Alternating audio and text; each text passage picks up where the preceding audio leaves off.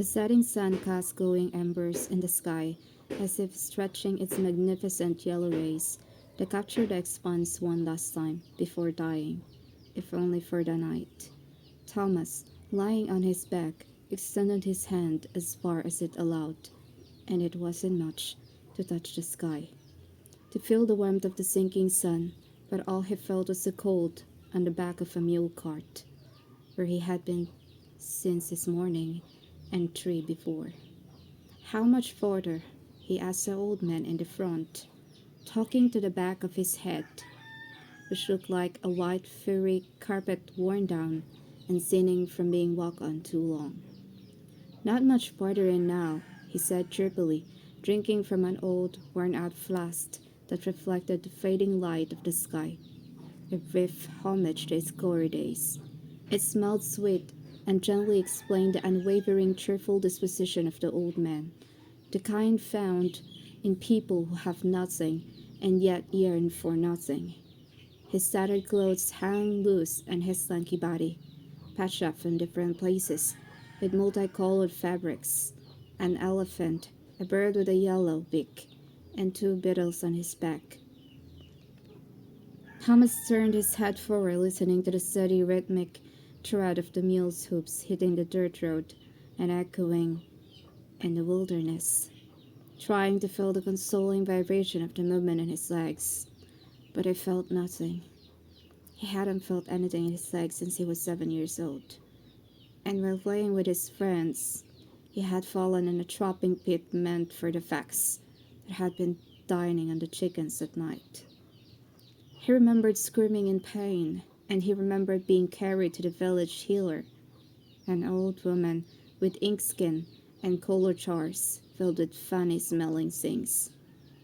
He remembered her soothing voice. "Go to sleep, child. When you wake up, the pain will be nothing." And so it was nothing. He remembered that moment imprinted on his brain. Yet he struggled to conjure up his mother.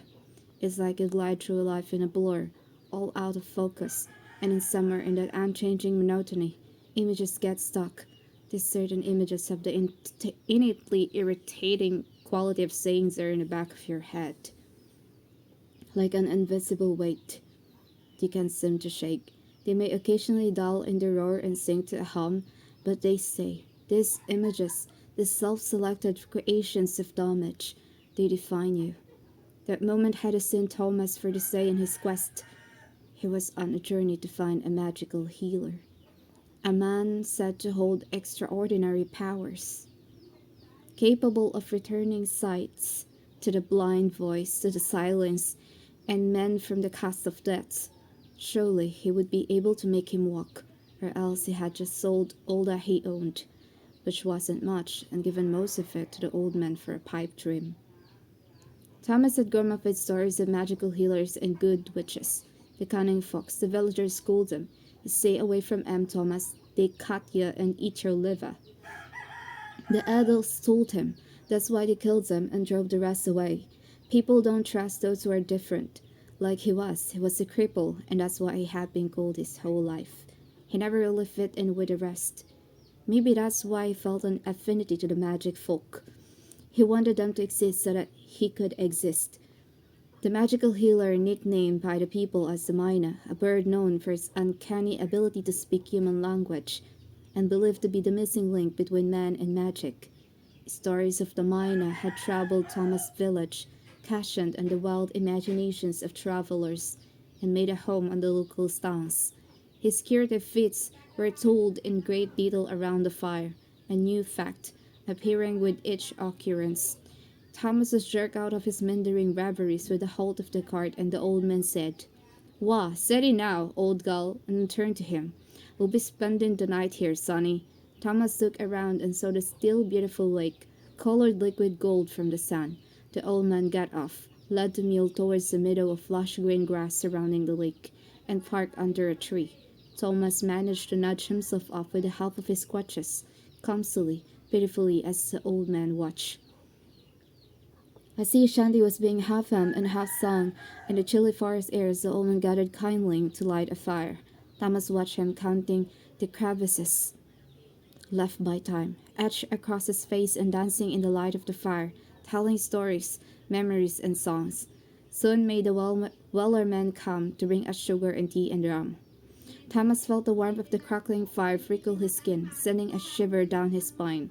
He remembered his mother saying it meant a fairy was nearby.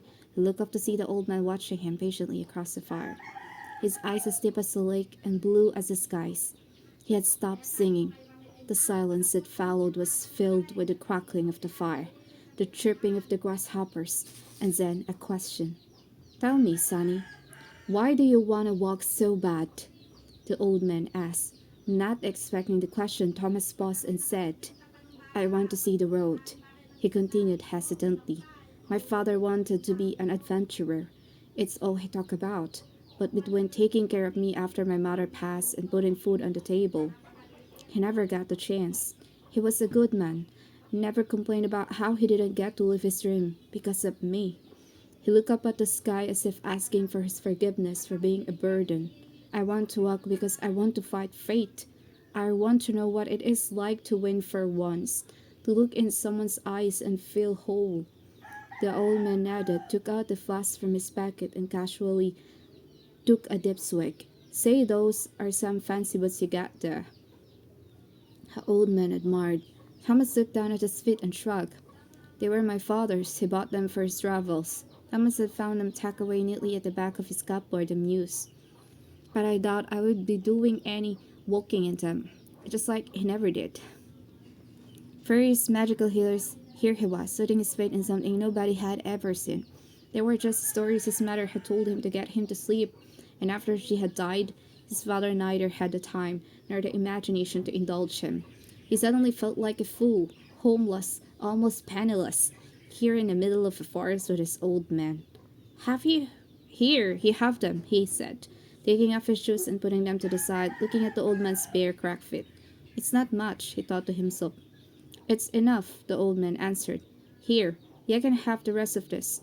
He flung over his flask, confused if he had said the words out loud. Thomas caught it and felt the smooth silver against skin warm from the fire. There were faded markings on both sides, rills and loops like writing, but nothing he could read. He opened the lid and took a careful gulp. It tasted sweet and comforting as he drank the rest.